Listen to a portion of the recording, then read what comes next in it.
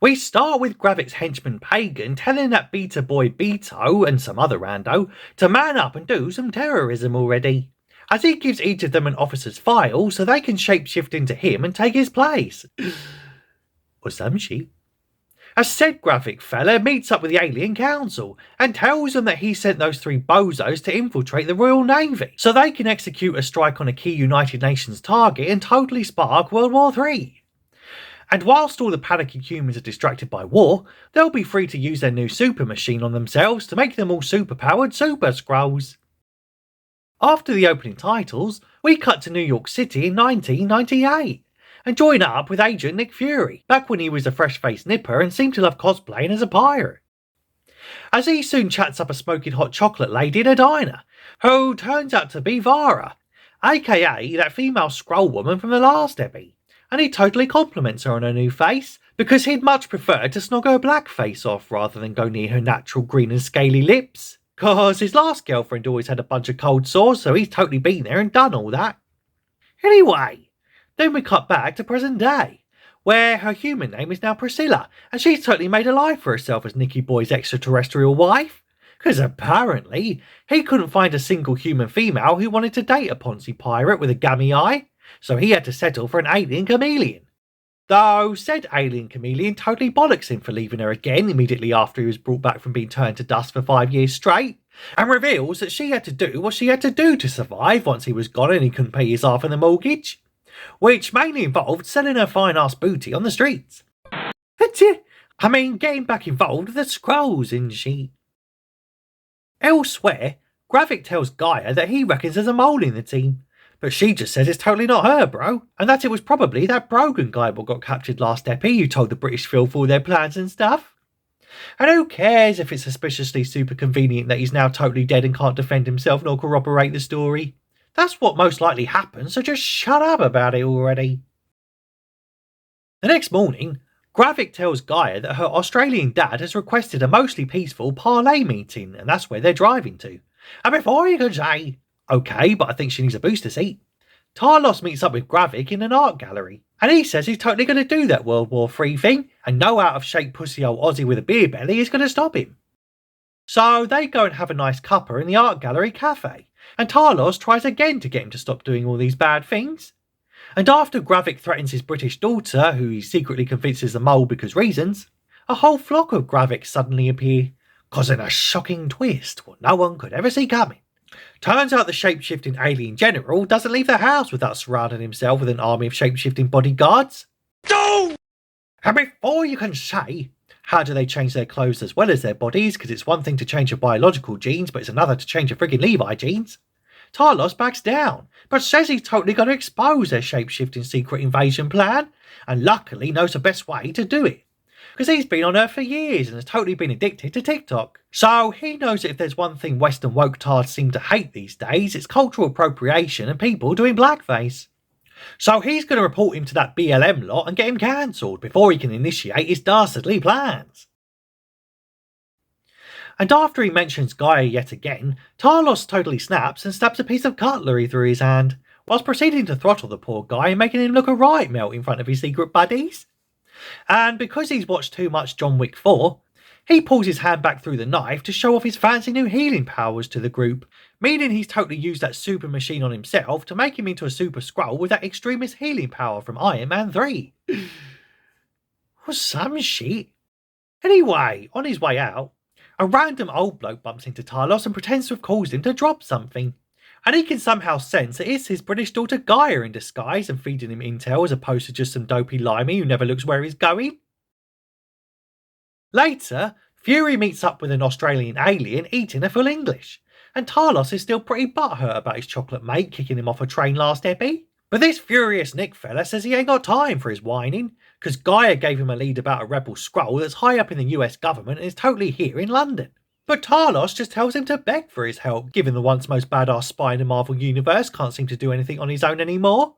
And said once most badass spy in the Marvel Universe then proceeds to whisper into his buddy's ear about how utterly useless he is. Not a joke. And before you can say, cucked Nick Fury is worse Nick Fury, they call up MI6 agent Sonia Falsworth, about a British submarine called Neptune that Guy's also warned them about, cause it's apparently going to launch a bunch of rockets on the UN delegation. So she tells them that it must be Commodore Robert Fairbanks who's the naughty shapeshifter who has infiltrated the British Navy, because he's also leaked the location of that butcher's shop what she likes to torture people in. So she tells them to take him out already, cause leaking details about her secret sausage shop where she likes to poke people in the arse and make them scream in the back room just ain't fucking on, son.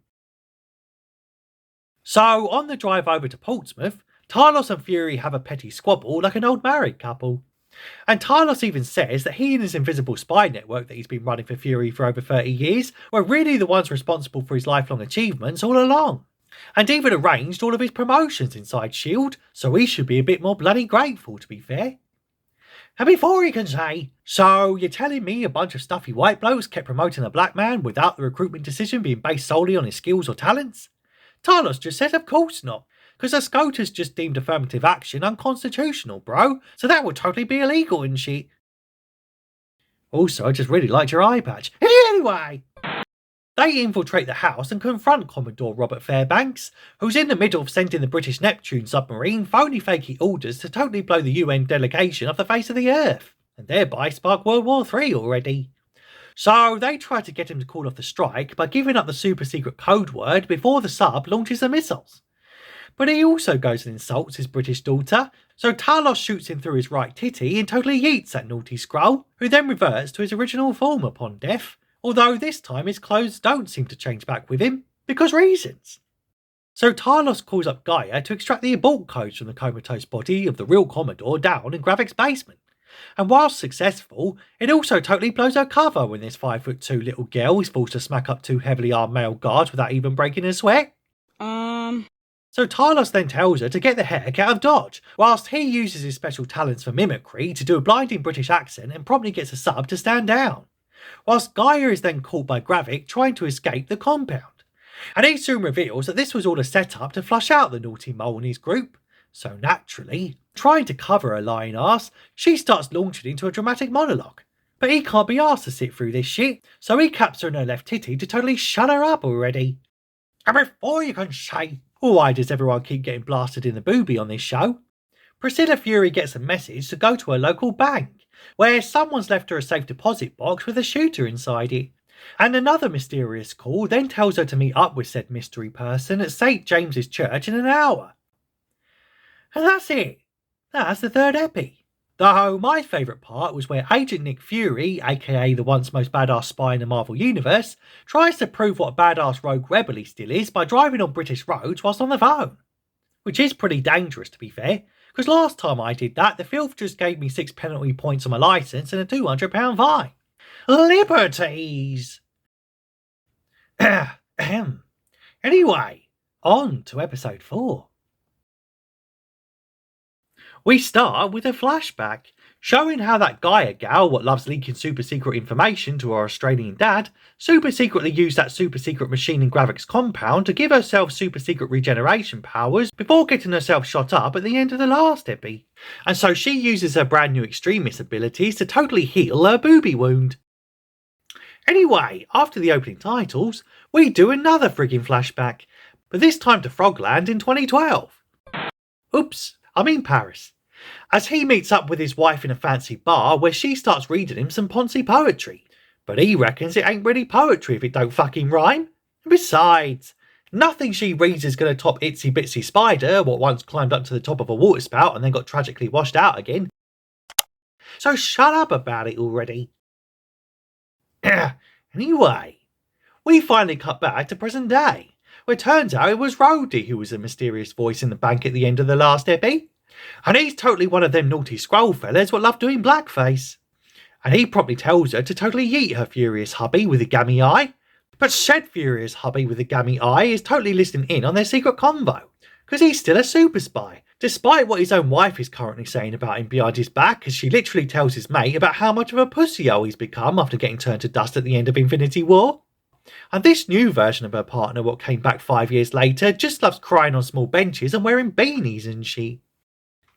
And although she tries to get Rose to spare his life, he just says, listen girl, if you don't pop a cap in that pensioner's arse, then I'm going to pop one in yours. And before she can say, Don't threaten me with a good time. We cut to Gravik telling his henchman Pagan to make it big and loud like the Russians would, and to totally stop talking back and go plan the terrorism already. Elsewhere, Talos and his British daughter Gaia have a little sit in the park, and she asks him what the fuck they're going to do now that Gravik's about to start World War III, and how they still haven't found a planet to go live on, despite that being Talos' one job to sort out a Skrull general for 30 fucking years. And he just says that his current cunning plan is to smack up Gravik, quash the rebellion, and then go ask the human president if all his literal illegal alien mates can totally stay on the planet, despite them all coming here illegally on secret space boats and shit. Naturally, she thinks that plan's a bit crap, and then asks him, don't you want to live in your own skin, bro?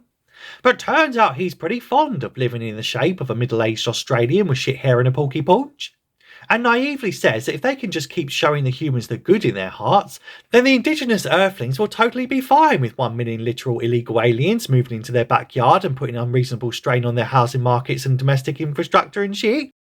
And she just can't believe her dad's gone full libtard and calls him fucking delusional, whilst now wishing she'd stayed with that Gravik fellow who straight up murdered her that one time. Cause at least he has cool machines that can give you superpowers stashed in his basement, and also has fun wheelbarrows to ride around in on the weekends. So she soon walks off in a strop and totally don't want to see him no more. Meanwhile, back at the Fury residence, Nick reveals that he knows all about his wife being told to murder him, but still says that he's not sure if he'd do anything differently if he had to meet her all over again. Though, to be honest, he'd have been better off trying to seduce that Captain Marvel bird, because she may have all the warmth of a discarded teabag, but at least she was pretty fit in her time, back when she had long flowing locks in the 90s and before she got that lesbo haircut from Endgame at least. Bruh. Well, anyway, they both lay their cards out on the table. Well, guns, but you get the drift. And she talks about how the original dying woman whose face and life she took over totally gave her permission to do it, bro, but on condition that she made her 3 promises.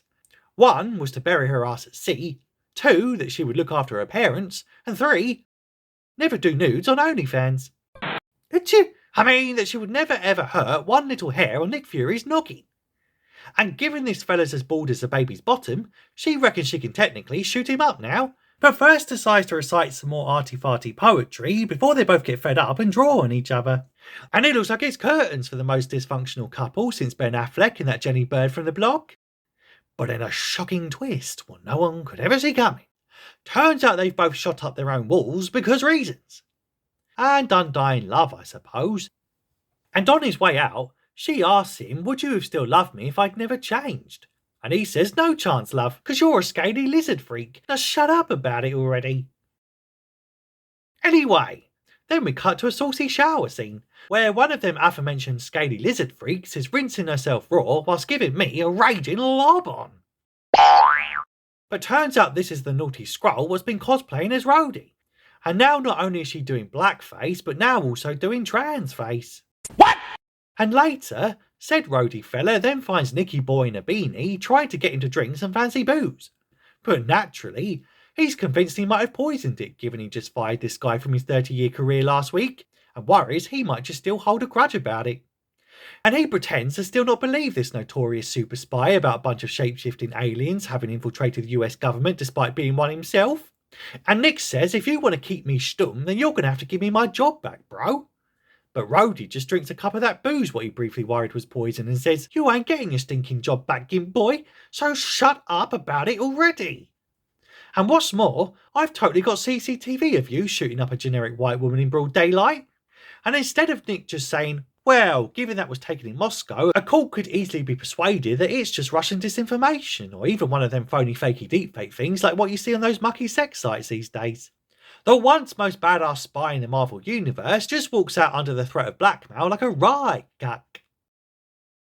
Later, Nick reveals that he hid a liquid tracer inside the fancy bottle of booze, so now they can track that transsexual Rhodey fella wherever she goes. And said transsexual Rhodey fella soon picks up the president, who hilariously tells him that his breath stinks worse than Paul Gascoigne on a 90s bender. Bruh. Anyway, phony fakey Rhodey then tells the baddies where the president is, and Gravik soon turns up to blow him to Kingdom Come. And him and his militia then start a giant fuck-off firefight with the president's secret service and the British plod. and thereby soon turn the peaceful streets of merry old England into a standard Tuesday morning in Chicago. Bruh. And Gravik has his men shout out random Russian words to totally pin all this on the poor Ruskies, whilst Fury and Talos soon arrive after tracking the contents of Rhodey's liver and totally try to save the Yankee boy president. But Gravik gets so angry when he realises that old coot couldn't even do her one job and kill her interfering hubby that he throws his weapon down and unleashes the power of wood. Which is totally unfair, because the last time I unleashed the power of wood, I just got banned from the local swimming baths and told to never ever enter the women's changing rooms ever again. Anyway, turns out Gravik's woody powers come from some special alien DNA what he nicked from that Guardians of the Galaxy fella, what he then stuffed in his super machine to give him super stretchy abilities. Some shit. But anyway, amidst the carnage, the scaly green Talos fella, what loves cosplaying as an Australian Caucasian, tries to punch through the car's bulletproof glass while still being in the form of a middle-aged bloke what loves gorging on a full English. And still not transforming into a super muscly bodybuilder from Austria when the situation clearly calls for it. So naturally, Pagan shoots his Aussie arse, which makes him start to revert to his original form, as a British soldier hilariously spots him and rightly worries about the sight of a scaly green alien trying to get at the American president. But luckily, Fury just says he's with him and everything's totally cool, bro. And instead of being a normal person and saying, well, you're likely an alien too and I should probably just shoot you both just to be on the safe side, he blindly accepts the word of a disgraced ex-super spy and immediately turns back to the battle and lets them get on with it.